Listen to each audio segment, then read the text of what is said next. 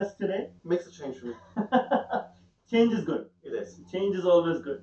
But welcome to Toronto. Thank you. Welcome to my den. Very impressive. All these aircraft that are on the ceiling. The Aviation Museum, It is. as I love to call it. And now you're the first Simplifying team member to come visit me here to see where I host my show every day. It's great seeing it kind of live and not just on screen. Just seeing how much there really isn't here. And you were saying before that you're very soon going to run out of space in this. We'll buy a big hangar then, not just a museum, a small museum. Yeah. So you, of course, are the editor of the Airline Marketing Monthly. Indeed. Right? Yeah. And we've published, what, 75 issues now? 73. 73 issues? Yeah. 73 months of publishing and curating the best airline marketing case studies every month. Right. How does it feel to begin with? What is it like? Well, obviously, since I took the project on your behalf, it has changed quite a lot. I mean, obviously, it started off as a report originally that was requested by one of Simplifying's clients. Exactly. And it was much slimmer format then. And then over time we've evolved it, and it was initially sort of an A5, 15-page report that subscribers bought into, and then we slowly changed it into an A4 report. And then in May, we changed it into a magazine, which is now, I think we can quite safely say is the world's only trade magazine devoted to aviation marketing. And the engagement and readership we get from it is very good. Just look at the articles we've got. Everything from this was earlier this fall, the Lufthansa Sneaker Day issue, and talking about how Lufthansa marketed their sneakers. Happy Sneaker Day. Yeah. Is what it says, to showcase their new brand of only blue and minus the yellow. Yeah. Question: how do you research so many airline marketing case studies every month to publish like a 50-page issue once a month? Well, the good news is that it slowly gets easier as time goes on. Right. Because we do it through two ways. First of all, there's a lot of desktop research that has to be involved, manually seeing what airlines are up to, and hopefully, as we get better known, which we are starting to become, they're starting to proactively send us things, which is great. So that's number one. Number two is on Slack. We have our Goodreads channel where all the team members contribute, things they've seen, because we all read industry titles, and we all read various blogs, magazines, and what have you, and we all keep an eye on what airlines are doing, and we all contribute to that channel. And I very often pull what I see there, and that makes it into the magazine. Yeah, the interesting thing is the Goodreads channel is like a water cooler. That's right. On Slack. That's right. For those who do not know, 100% of Simplifying's team is based remotely, so we don't see each other as often as we would like to. So what is our water cooler? The Goodreads channel on Slack, where we're, as Dirk said, where we're just sharing interesting case studies, interesting articles we come across every single time. Absolutely. And I do my live show episodes based on those. Yeah. And you do your research. So once you, let's say, discover something new or interesting the airline has done, how do you find out more? Do you reach out directly to the airline or to the PR agency? How do you actually learn more? That really depends on the airline. I mean, as you know, I had a career in public relations for about 20 years before coming in and doing this. I was on the other side of the desk, and doing this job has actually been quite an eye opener to see how things are, on the other side.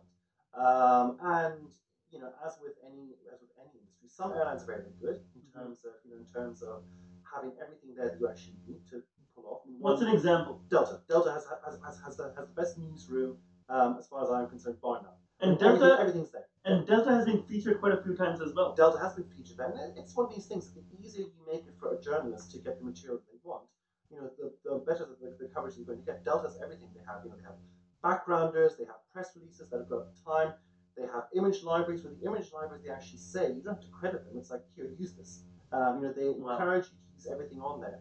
And then some other airlines, as you know, it's sometimes quite a struggle getting the information out from them, and sometimes they don't even respond. A lot of them have generic, news@nameofairline.com generic emails, and just goes into a black hole, and you never hear back from them. Right. Well, one good example is Air China.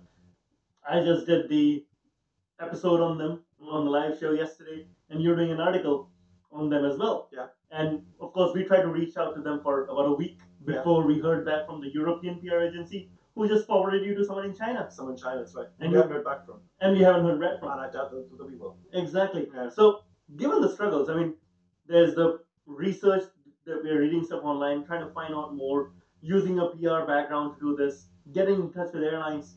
I mean, what do you think is the biggest benefit of the Airline Marketing Monthly to airlines? I guess it's to benchmark what your competitors are doing.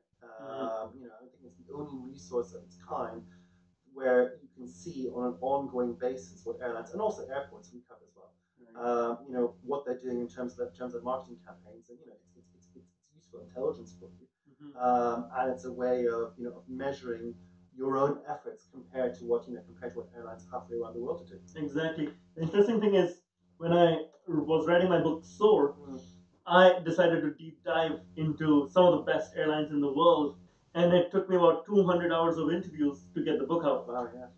For airlines that can't get Soar right away, of course you can on Amazon, but the thing is that you can't have a new book out every month. What you can have is the Airline Marketing Monthly, and I know everyone from Qantas to Aer Lingus to Airbus to Boeing are subscribers. Yes. And they're subscribers because they want to stay ahead of competition. Right down to some really tiny airlines like Buddha Air in Nepal. Or Buddha Air in Nepal? Buddha Air, yes. I checked the other day. I got to fly this new airline. Buddha Air in Nepal. Buddha Air. Subscribe to the Airline Marketing Monthly. I think they do like small Everest flights. All right. So, going in 2019, you've done a lot of studies in terms of what really clicks for airline marketing. What's your one tip for airlines looking to stand out from competition? Gosh, I mean that's a hard one. I mean, I think that the campaigns that I'm most impressed with are ones that I would say are not what you might call one-hit wonders. You know, there's a bit of longevity to them, and there's various arms and legs and various things that you can do. You know, so I mean, anyone can, if you like, sort of do a survey and get a piece of news coverage, you know, and it's there, or do a stunt, you know, and it happens and it's gone. But how do you get a campaign, and how do you give it longevity? You know, how do you really make it work, and how do you kind of maximize the value, and how do you get as many consumer touch points as possible? And for me, those are the ones that have been the most impressive. Yeah, I think many airlines just go digital only or real world only. There are some that really draw the link. There are also the airlines that have a really nice tie-up with the overall brand arc, the story arc that they have. A good example comes to mind is WestJet. Yes. And I believe WestJet Christmas is going to be on our latest cover. It'll be in December, yeah. Right. And WestJet not only owns the Blue Santa and Christmas, this year I believe they're doing 25 days of Christmas and 25 days of campaigns that happen in real world, are being released online, and are so connected because of the Blue Santa to what they have done. Right. Right? No other airline can, for example, do a Blue Santa because WestJet owns it. Right? So, okay, no, that's fantastic. I really appreciate you taking some time to share behind the scenes. I have one more question. Go for it. How long does it take for you to write each of these issues and research the whole thing? From start to finish, a week. A week. A week full time.